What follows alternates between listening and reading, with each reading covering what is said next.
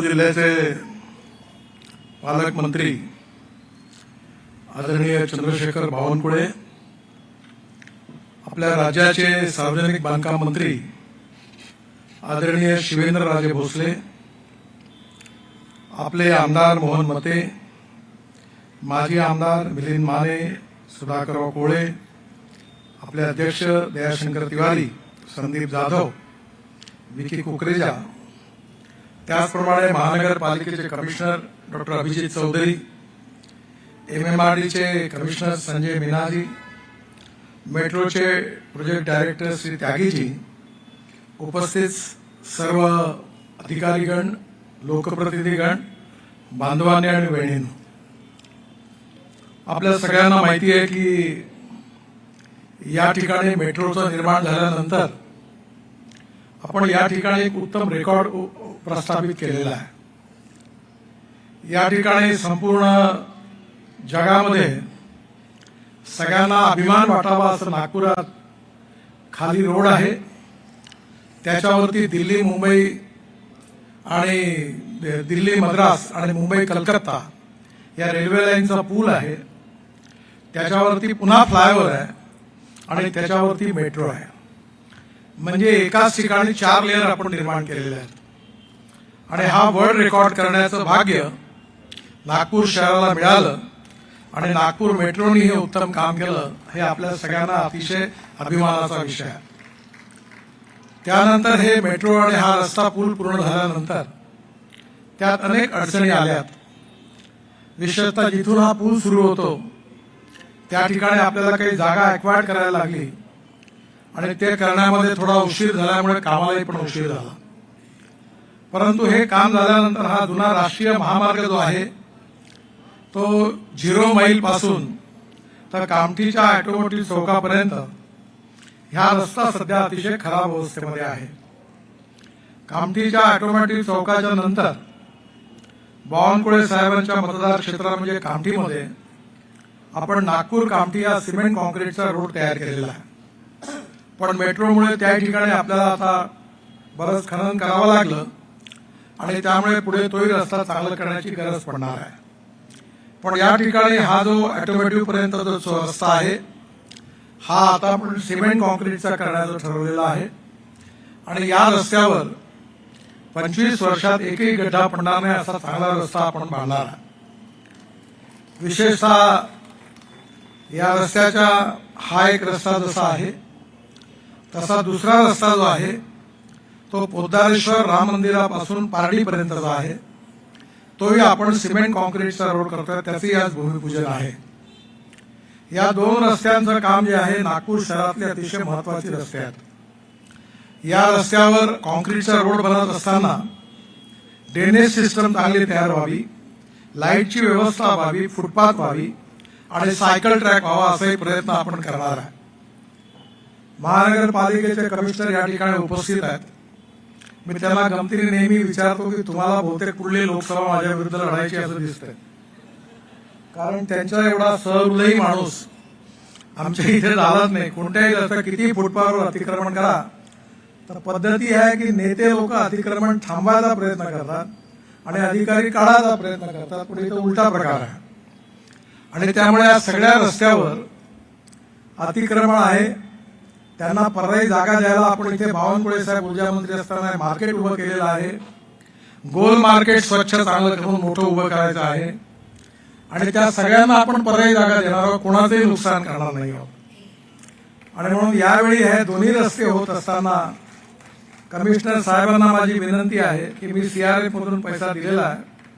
आता यामध्ये नागपूर महानगरपालिकेने रोड प्लॅनर म्हणून एक भोसले आणि दुसरे कोण देसाई, दोघं अतिशय उत्तम चांगलं काम करणारे लोक आणले आणि त्यांच्या सहकार्याने काही रस्त्यांचं डिझाईन त्यांनी तयार केलं.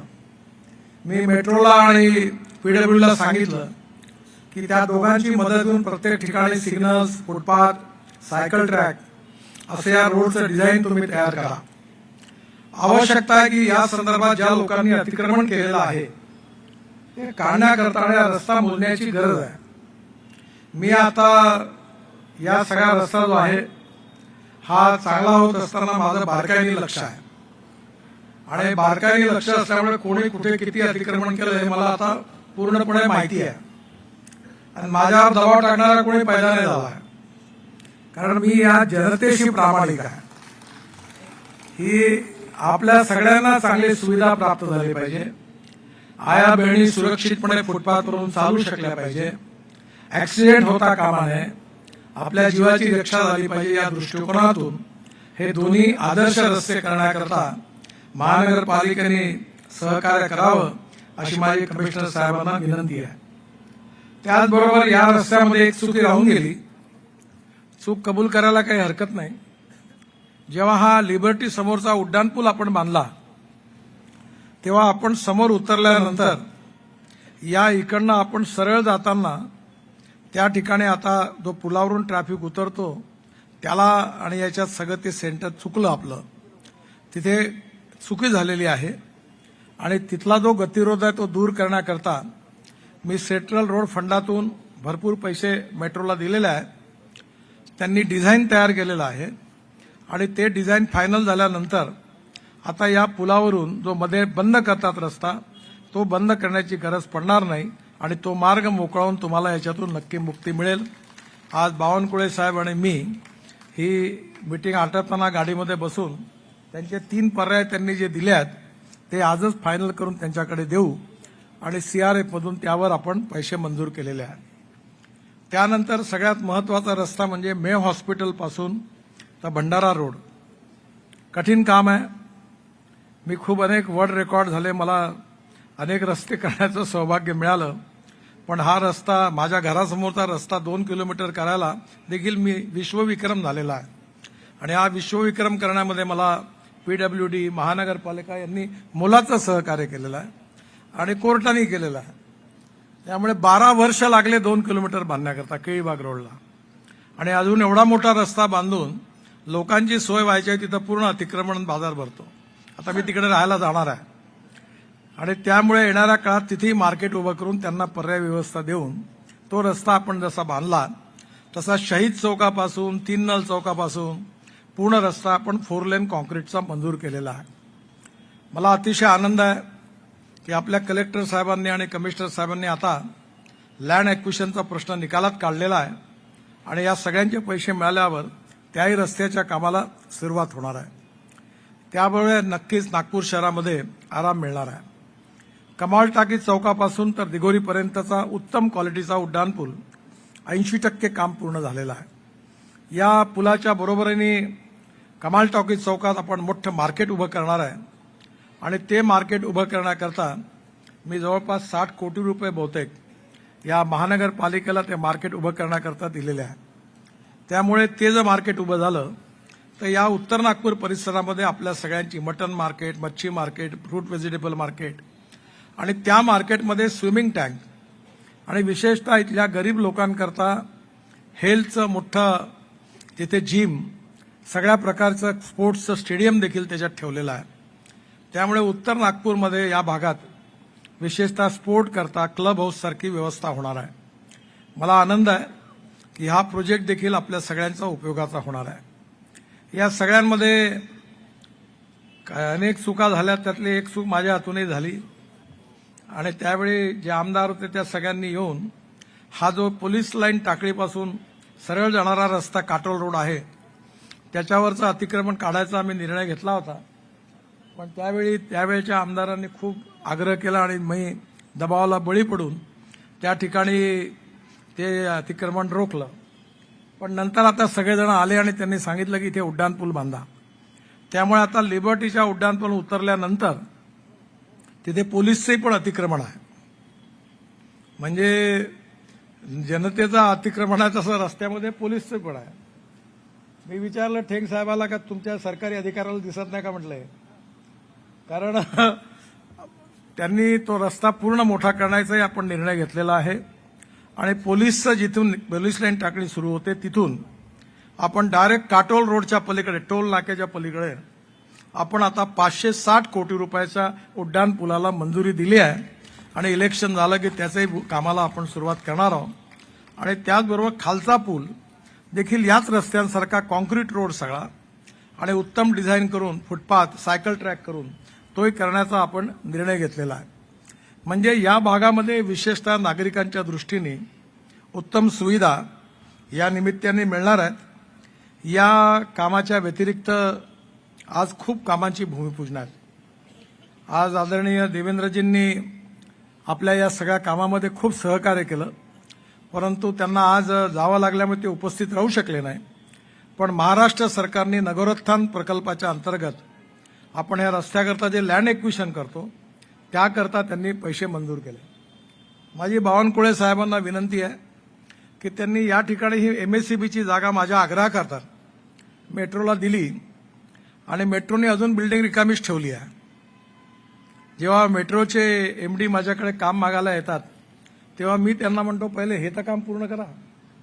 ही बिल्डिंग जी रिकामी आहे इथे हे सगळे रस्त्यावर बसल्यांना चांगल्या जागा द्या, कोणाच्याही पोटावर लात मारू नका. पण त्याचबरोबर समोरचा गोल मार्केटचा भाजी बाजार आहे. तुम्ही सगळे किती अडचणीत राहता मला माहिती आहे. किती मार्केटमध्ये घाण होते, किती तकलीफ तुम्हाला होते. त्या ठिकाणी उत्तम बाजार निर्माण करण्याकरता तिथे मार्केट उभं करून सगळ्या गरीब लोकांना प्रस्थापित करून तिथे मोठं मार्केट बांधण्याची योजना तयार झाली.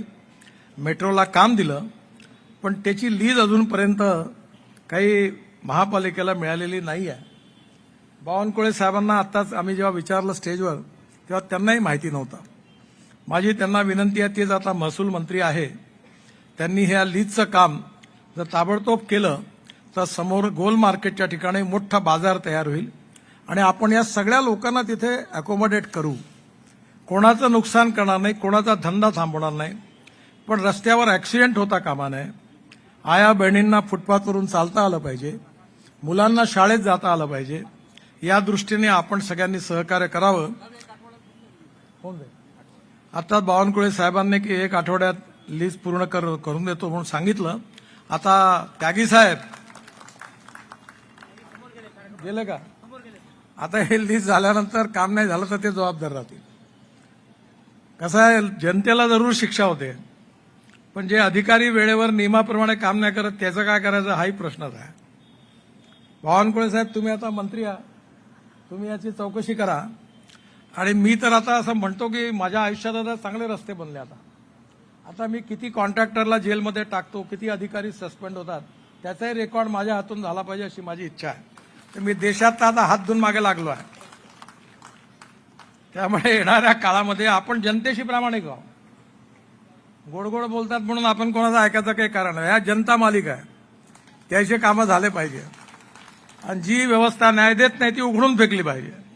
मी पण मंत्री आहे, मी हे सांगतो तुम्हाला. जर मी काम नाही केलं तर तुम्ही माझा मुर्दाबाद करणं तुमचा अधिकार आहे. त्यामुळे हे शहर सुंदर झालं पाहिजे, स्वच्छ झालं पाहिजे.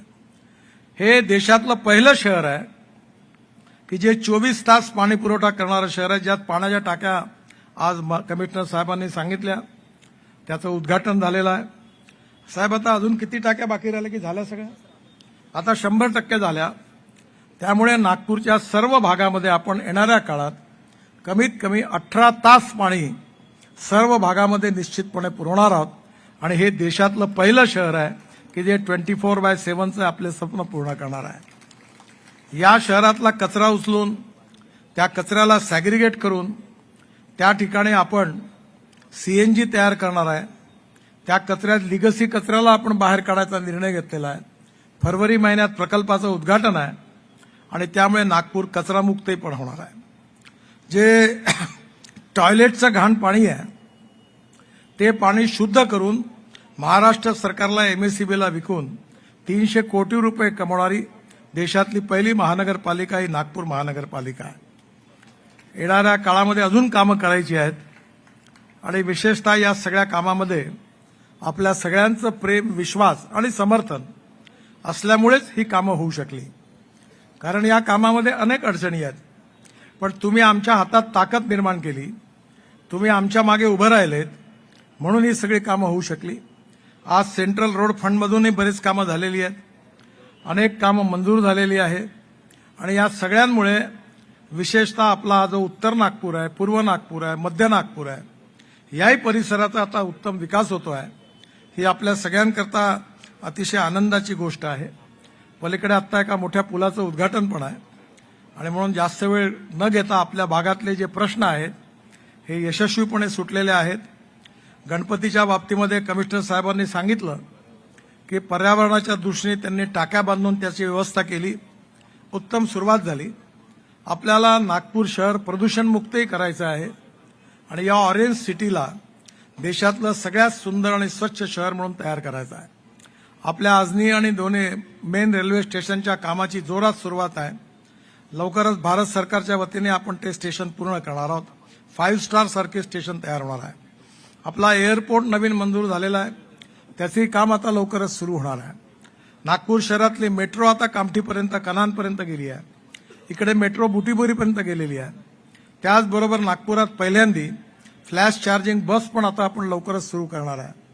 अनेक इनोव्हेटिव्ह प्रकल्प नागपूर शहरात सुरू आहे आणि हे सगळे प्रकल्प सुरू होण्यामध्ये आपल्या जनतेचं सहकार्य, प्रेम, विश्वास यामुळे आपण हे सगळं करू शकलो, याचा मला अतिशय आनंद आहे.